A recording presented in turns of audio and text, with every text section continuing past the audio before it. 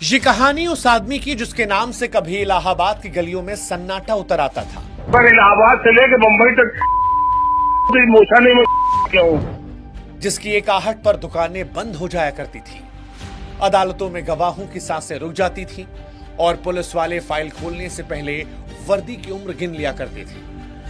ये कहानी उस आदमी की है जिसके पास विधानसभा की कुर्सी भी थी और हत्या, अपहरण, रंगदारी व जमीन कब्जे के दर्जनों मुकदमे की फहरिस्त भी। ये कहानी उस बाप की जिसने अपने बेटे को वारिस नहीं बल्कि हथियार बनाया। ये कहानी उस कैदी की जिसकी मौत जेल की कोठरी में नहीं बल्कि कैमरों के सामने सड़क पर लिखी गई।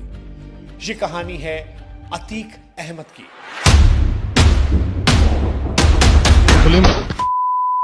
अपराध से सत्ता तक, सत्ता से खौफ तक और खौफ से अंजाम तक की सबसे डरावनी यात्रा की। जिस शहर में संगम बहता है उसी शहर में एक दौर ऐसा भी आया जब खून बेहिसाब बह रहा था। जिस शहर को ज्ञान और न्याय की धरती कहा जाता था उसी शहर को कभी खौफ की राजधानी बना दिया गया और उस खौफ का सबसे बड़ा चेहरा बना अतीक अहमद। अतीक अहमद की पूरी कहानी हम आपको सुनाएं उससे पहले हमारी आपसे गुजारिश है कि क्राइम बुक चैनल को जरूर सब्सक्राइब कीजिएगा ताकि हमारा आपका रिश्ता जो है वो और ज्यादा मजबूत हो सके।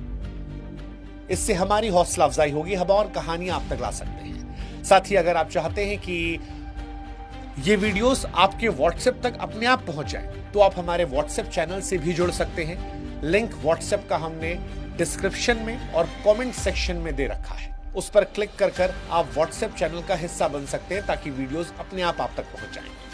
अब शुरू करते हैं अतीक अहमद की कहानी। अतीक इलाहाबाद में जन्मा था, लेकिन सच ये है कि अतीक से पहले भी इलाहाबाद कोई मासूम शहर नहीं था। यहां पहले से अपराध था, बाहुबल था, सत्ता और अंडरवर्ल्ड की सांठगांठ थी और इसी सब के बीच एक नाम गूंजता था, चांद बाबा। शुरुआती दिनों में अतीक ने अपराध की दुनिया में कदम रखते ही इलाहाबाद के उसी माफिया नेटवर्क के साथ अपने काम की शुरुआत की जिसमें चांद बाबा जैसे नाम शामिल थे। बाद में जब उसके बड़े प्रतिद्वंदी शौकत इलाही का एनकाउंटर हुआ तो अतीक की ताकत अचानक कई गुना बढ़ गई और वो इलाके का सबसे बड़ा नाम बनकर उभरा। वैसे तो चांद बाबा कोई साधारण अपराधी नहीं था, वो चलता फिरता कानून था।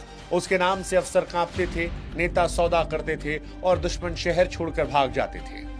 अतीक जब बच्चा था तब उसने चांद बाबा को दूर से देखा, उसकी कहानियों को सुना, उसकी ताकत के किस्से सुने और पहली बार उसके दिमाग में ये बात घर कर गई कि इस शहर में शरीफ बनकर जिया जा सकता है लेकिन इज्जतदार बनकर नहीं। इज्जत चाहिए तो डर पैदा करना होगा।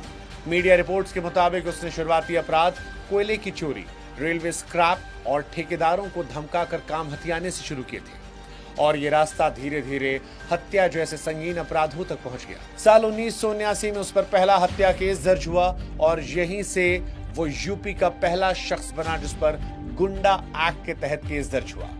यहीं से अपराध अतीक के लिए मजबूरी नहीं बल्कि पैशन बन गया।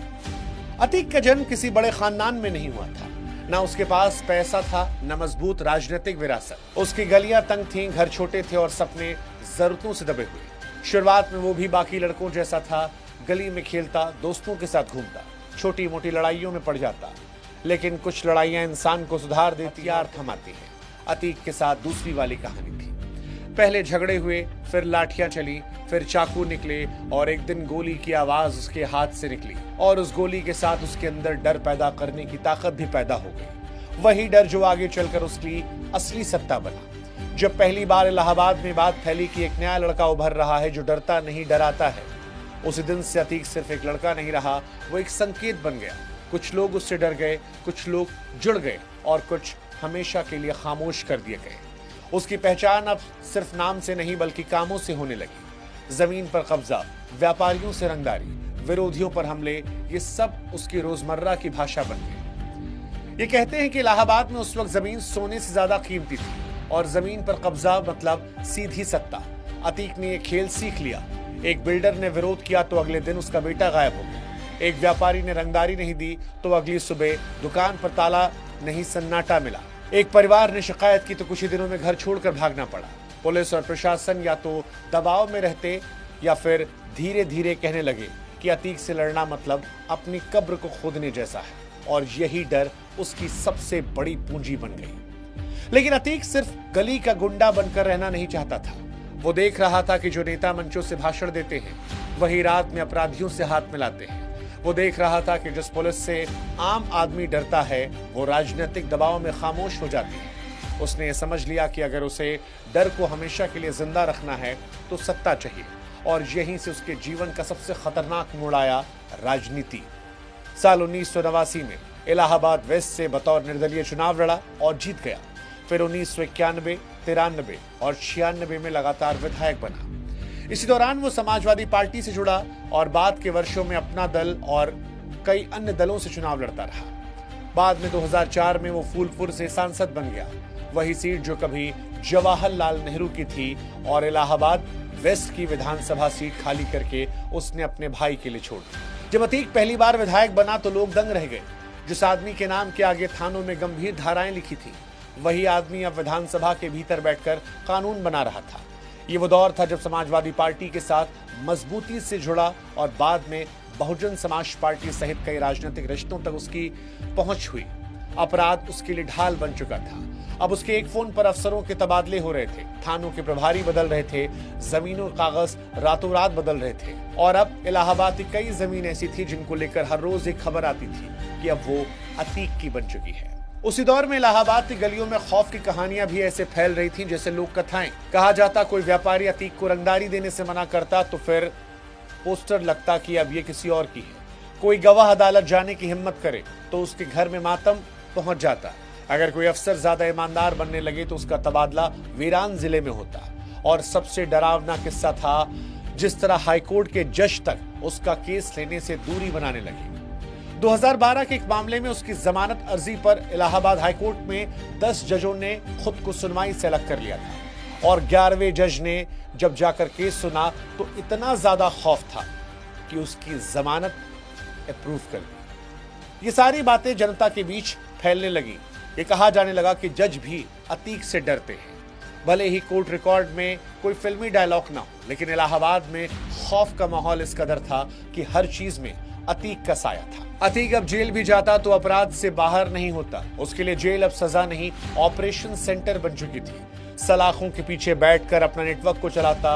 उसके आदमी बाहर काम करते, आदेश अंदर से निकलते, गवाह मुकरते रहते थे, केस की तारीखें बदलती रहती थीं और उसका आतंक और मजबूत होता रहा। धीरे धीरे उसके ऊपर मुकदमों की संख्या सैकड़ों के आंकड़ों तक पहुंच गई, लेकिन सजा उसके पास आकर लौट जाती। यूपी पुलिस के रिकॉर्ड के मुताबिक उसके और उसके भाई अशरफ के खिलाफ हत्या की कोशिश, अपहरण, धमकी, धोखाधड़ी, जमीन कब्जा जैसे सैकड़ों बड़े मामले, और 20 बड़े मामलों में 13 में खुद अल्पसंख्यक समुदाय के लोग ही शिकार बने। इसी बीच राजनीति में उसका सबसे बड़ा टकराव हुआ बहुजन समाज पार्टी की युवा नेता राजू पाल से। 2004 में जब अतीक फूलपुर से सांसद बना तो उसने इलाहाबाद वेस्ट की सीट छोड़ दी और उस सीट पर उसके भाई अशरफ को चुनाव लड़ाया गया। लेकिन जनता ने पहली बार सीधे अतीक के परिवार के खिलाफ वोट दिया और बीएसपी के उम्मीदवार राजू पाल ने अशरफ को चुनाव हरा दिया। ये कहा जाता है कि भाई की हार अतीक को बर्दाश्त नहीं हुई। उसके लिए सिर्फ चुनावी हार नहीं थी, पूरे नेटवर्क पर चोट थी। इसके बाद राजू पाल पर हमलों की कड़ी शुरू हुई। मीडिया रिपोर्ट के मुताबिक कुछ ही महीनों में उस पर 2 बार हमला हुआ, बम फेंके गए, वो घायल हुआ लेकिन बच गया। लेकिन तीसरी बार 25 जनवरी 2005 की दोपहर धूमनगंज इलाके में जब अस्पताल से पोस्टमार्टम हाउस से लौट रहा था तो 2 एसयूवी गाड़ियों से घात लगाकर हमलावरों ने उस पर गोलियों की बौछार कर दी। कार छलनी हुई, मौके पर उसकी मौत हो गई। इस हत्याकांड में पुलिस और सीबीआई की चार्जशीट में अतीक और अशरफ दोनों को मुख्य साजिशकर्ता के तौर पर नामजद किया गया और यहीं से अतीक की गिरावट की शुरुआत होती है। हालांकि अतीक के राजनीतिक करियर पर असली ग्रहण मदरसा कांड ने लगाया। 17 जनवरी 2007 को इलाहाबाद के एक बालिका मदरसे से जुड़ा एक अत्यंत भयावह मामला सामने आया। आरोप लगा कि मदरसे में पढ़ने वाली नाबालिग लड़कियों को रात के समय बंदूक की नोक पर उठा लिया गया। उनके साथ रात भर दुष्कर्म हुआ और अगली सुबह लहूलुहान हालत में मदरसे के बाहर फेंक दिया गया। इस मदरसे कांड को लेकर मीडिया और स्थानीय पुलिस रिकॉर्ड में बार बार अतीक गैंग और उसके भाई अशरफ का नाम सामने आता। कहीं इसे ऑपरेशन जानू कहा गया, कहीं कहा गया गैंग ने 16 गरीब छात्राओं को हवस का शिकार बनाया, तो कहीं ये कहा गया कि 2 नाबालिग मुस्लिम लड़कियों को अगवा कर रात भर दुष्कर्म हुआ और सुबह फेंक दिया गया। आरोपों के मुताबिक केस दर्ज हुआ, कुछ समय गवाही चली, लेकिन गवाहों पर दबाव, धमकी और सामाजिक डर की वजह से वो मुकरते चले गए और कानूनी रूप से किसी को सजा नहीं मिली। कई रिटायर्ड जांच अधिकारियों ने बाद में इंटरव्यूज में बताया कि इस मामले की जांच के दौरान धमकियां दी गई थी। स्थानीय समाज में संदेश फैलाया गया कि सांसद जी से मत उलझो, लेकिन राजनीतिक तौर पर यह कांड निर्णायक साबित हुआ। मीडिया रिपोर्ट के मुताबिक मदरसा कांड और राजूपाल हत्याकांड के बाद समाजवादी पार्टी ने सार्वजनिक दबाव आलोचना के चलते 2007 के आसपास अतीक को पार्टी से निकाल दिया और दूरियां बना ली। मदरसा कांड की वजह से अल्पसंख्यक समाज का एक बड़ा तबके का भरोसा उससे टूट गया। स्थानीय अखबारों में छपी रिपोर्ट के अनुसार इसके बाद अतीक या उसके परिवार का कोई सदस्य दोबारा चुनाव नहीं जीत पाया और मसीहा वाली इमेज अपने समाज में बिखर गई। यानी पहली चोट भाई की हार राजूपाल की हत्या से आई, दूसरी चोट मदरसा कांड से, और इन दोनों ने मिलकर अतीक की राजनीतिक जमीन को अंदर से खोखला कर दिया। अतीक अब ऊपर से ताकतवर दिख रहा था, लेकिन नीचे से पकड़ ढीली हो रही थी। यहां तक आते आते उसके जीवन की कहानी अपराध से राजनीति और फिर राजनीति से वापस अपराध की तरफ लौटती दिखने लगती है, और यहीं से शुरू होता है उसका पतन।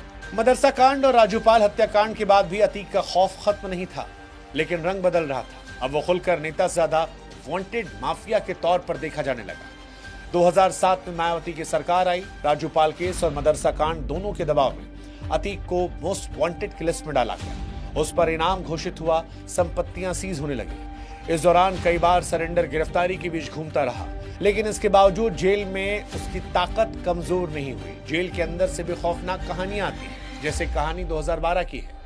2012 के चुनाव के पहले की प्रसिद्ध कहानी, जब उसे अपना दल के टिकट पर चुनाव लड़ने के लिए इलाहाबाद हाईकोर्ट में जमानत की अर्जी दी और खबरों के मुताबिक 10 जजों ने एक के बाद एक केस की सुनवाई से अलग किया।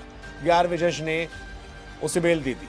ये फिल्मी डायलॉग नहीं था, ये बार बार छपती खबर थी कि जज भी डरते हैं। ये भी कहा जाने लगा कि कोई जमीन, पैसा, गवाही के मामले में भिड़ जाए तो वो जेल के अंदर सबक सिखाता है। फिर आया 2017 के बाद का दौर, जब उत्तर प्रदेश में योगी आदित्यनाथ की सरकार बनी और खुलेआम ये घोषणा की कि यूपी से माफिया राज खत्म किया जाएगा। उस दौर में अतीक को उसके गढ़ इलाहाबाद की जेल से हटाकर देवरिया जेल भेजा गया, और यही हुआ वो कांड जिसे लोग देवरिया जेल कांड के नाम से याद करने लगे, जिसे जनता जेल में बुलाकर पीटने वाली घटना के तौर पर जानती है। दिसंबर 2018 में रियल एस्टेट कारोबारी मोहित जायसवाल ने आरोप लगाया कि उसे लखनऊ से अगवा किया गया, गाड़ियों से घुमाते हुए देवरिया जेल लाया गया, जहां अतीक उस समय बंद था, जहां जेल के भीतर ही उसके साथ मारपिटाई हुई, गंभीर रूप से पीटा गया, जबरन कुछ कागजों पर दस्तखत कराए गए ताकि उसकी करोड़ों की प्रॉपर्टी अतीक के लोगों के नाम हो जाए। यही बात बाद में यूपी सरकार ने सुप्रीम कोर्ट को बताई कि पूर्व सांसद अतीक अहमद ने देवरिया जेल के अंदर कारोबारी का किडनैप और असॉल्ट करवाया। जेल में सीसीटीवी फुटेज में गड़बड़ी करवाई, छेड़खानी करवाई गई। इस पर सुप्रीम कोर्ट ने सख्त रुख अपनाते हुए रिपोर्ट तलब की और पूछताछ शुरू की। नतीजा ये हुआ कि देवरिया जेल से उसे बाद में बरेली और फिर गुजरात की साबरमती जेल शिफ्ट किया गया, ताकि पुराने नेटवर्क के इस्तेमाल से दूर रहे। अतीक ना हिंदुओं का था ना मुसलमान का, ये बात पुलिस के रिकॉर्ड से निकल कर आती है। उसने अपने दुश्मनों और पीड़ितों को सबसे ज्यादा अल्पसंख्यक समाज में चुना। 20 बड़े मामलों में 13 पीड़ित मुस्लिम परिवार या फिर अल्पसंख्यक समुदाय से थे। किसी की जमीन छीनी गई थी, किसी की हत्या की गई थी, किसी की लड़कियां उठाई गई थी, कहीं गवाही करने पर परिवार को टारगेट किया गया था। यानी जो इंसान खुद को मुस्लिम समाज का रक्षक मसीहा बता रहा था, उसी के खिलाफ बाद में आरोप सबसे ज्यादा उसी के समाज ने लगाए। उधर राजूपाल हत्याकांड का केस अदालतों में चलता रहा। गवाहों पर दबाव, धमकी, टालमटोल के बीच एक नाम सामने आता रहा, उमेश पाल। वो आदमी जो 2005 के हत्याकांड का अहम गवाह था, वही जिसे 2006 में चकिया ऑफिस से उठाकर कथित तौर पर टॉर्चर किया गया था, जिसके बयान पर सीबीआई ने अपहरण केस की जांच भी की थी। वक्त बीतता रहा, अतीक साबरमती जेल में बंद रहा, लेकिन उसके खिलाफ मुकदमों की संख्या लगातार बढ़ रही थी। 2023 आते आते राजूपाल केस, उमेश पाल अपहरण मामला और यूपी में चल रही माफिया पर जीरो टॉलरेंस की नीति एक जगह आकर मिली, और फिर वो घटना हुई जिसने देश को हिलाया। 24 फरवरी 2023 की दोपहर प्रयागराज के धूमनगंज इलाके में वही हुआ जिससे देश थकपका गया था। एक सीसीटीवी फुटेज जिसमें दिखा कि उमेश पाल अपनी कार से उतरते हैं, गनर है, लेकिन तभी अचानक हमलावरों की टोली आती है, अफरा तफरी मचती है और चंद सेकंड उमेश पाल और गनर जमीन पर गिर जाते हैं। ये सीधे सीधे राज्य की कानून व्यवस्था, पूरे सिस्टम की चुनौती थी, क्योंकि जिस शख्स को विशेष सुरक्षा मिली थी उसे खुलेआम मारा गया। जांच की सीधी सुई अतीक और उसकी गैंग की तरफ घूमी। पुलिस और एसटीएफ की जांच में सामने आया कि उमेश पाल हत्या की साजिश में अतीक का बेटा असद और उसके नजदीकी शूटर शामिल थे। असद अब तक पर्दे के पीछे था, लेकिन इसके बाद वो सामने आ गया। पुलिस ने उस परिणाम घोषित किया। एसटीएफ की टीम लगी और 13 अप्रैल 2023 को झांसी के पास असद और उसके एक साथी गुलाम को मुठभेड़ में मारने की खबरें आई। गोलियों से छलनी असद का शरीर जब जमीन पर गिरा तो खबर प्रयागराज ही नहीं बल्कि देश में फैली। उस वक्त सबसे बड़ा झटका अतीक को लगा, जो खुद जेल में था, जिसे समझ में आ गया कि उसकी बनाई दुनिया उसके अपने बेटे को निगल चुकी है। असद की मौत के बाद अतीक का पूरा नेटवर्क बिखरने लगा। जो लोग कल तक उसके नाम से कांपते थे अब दूरी बना रहे थे। जो अफसर कभी उसका फोन उठाया करते थे वो अब फाइलों में उसके खिलाफ मोटी धाराएं जोड़ने लगे। यूएपीए, माफिया, हत्या, साजिश, रंगदारी, सरकारी जमीन पर कब्जा, पुरानी फाइलों को धूल झाड़कर नए सिरे से कार्रवाई शुरू। अतीक की मानसिक हालत बदलने लगी। जेल में चाल धीमी होने लगी, भाषा कमजोर पड़ने लगी। वो आदमी जो अदालत में कभी अकड़ कर खड़ा होता था अब खामोशी से पेशी पर जाने लगा। यह खामोशी डर की नहीं, अंदर से टूट चुके एक आदमी की थी जो देख चुका था कि उसका साम्राज्य खत्म होने वाला है। इसी बीच उसके भाई अशरफ को भी अलग अलग मामलों में पेशी के लाया गया। दोनों को अलग अलग जेलों में रखा गया। पुलिस को डर था कि अगर दोनों साथ रहे तो बड़ी साजिश करेंगे। ट्रांजिट रिमांड, कोर्ट, मेडिकल, इनके चक्कर में एक दिन वो रात आई जो उनकी जिंदगी की आखिरी रात साबित हुई। तारीख थी 15 अप्रैल 2023। प्रयागराज की सड़कों पर पुलिस का काफिला चल रहा था।